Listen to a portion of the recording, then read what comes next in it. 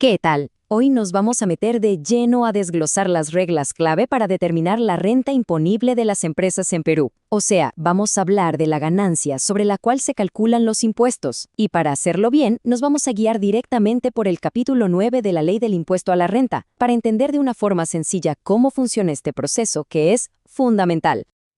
Ok, esta va a ser nuestra hoja de ruta. Vamos a empezar con las reglas más básicas.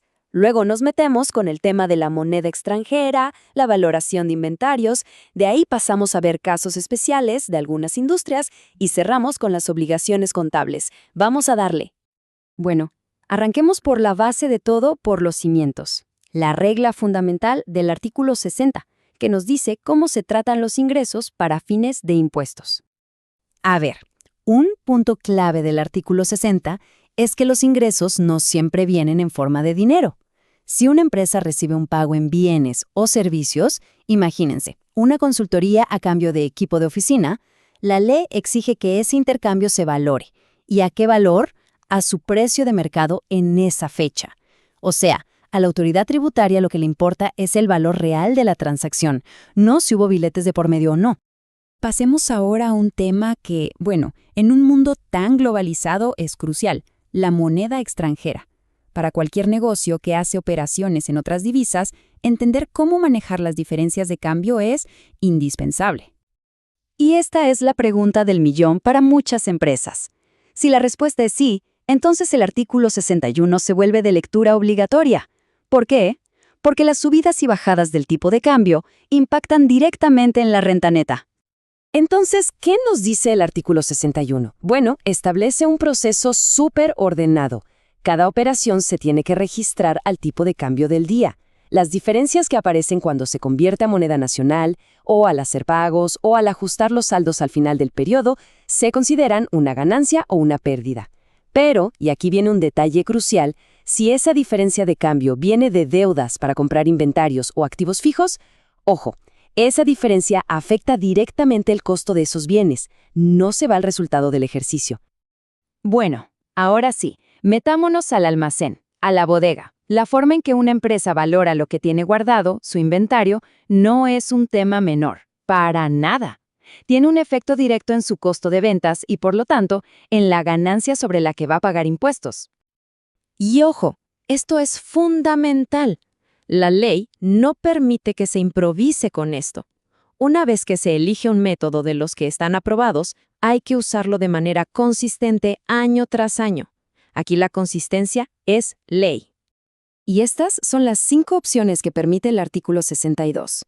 Tenemos métodos súper conocidos como el PEPS y el promedio ponderado, y otros más específicos para ciertos negocios, como el de identificación específica.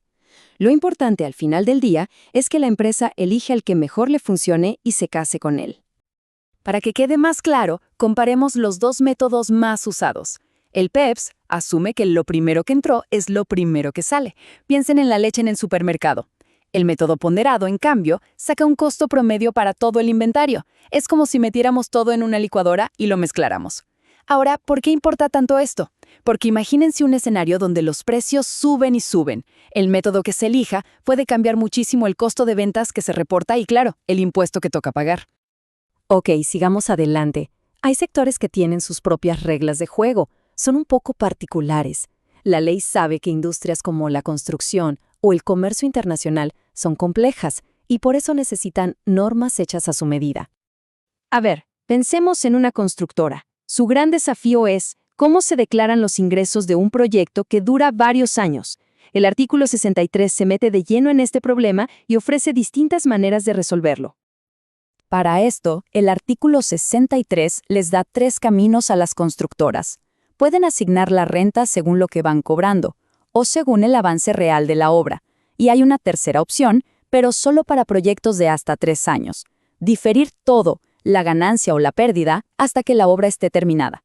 Esto da flexibilidad, pero siempre dentro de este marco. Y miren, el artículo 64 es súper interesante porque en el fondo es una regla para evitar trampas.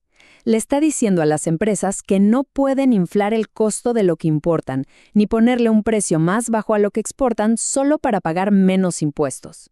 La ley es clarísima. Si el valor que se declara no es el valor real de mercado, esa diferencia se considera una ganancia y paga impuestos.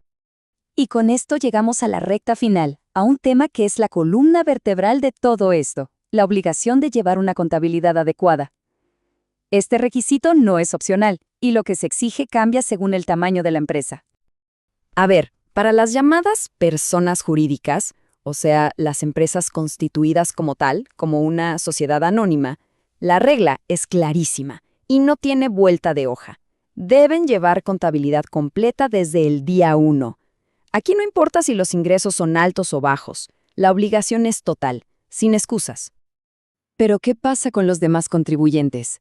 Bueno, para ellos, el artículo 65 pone la cancha según los ingresos, usando la UIT, que es la unidad impositiva tributaria.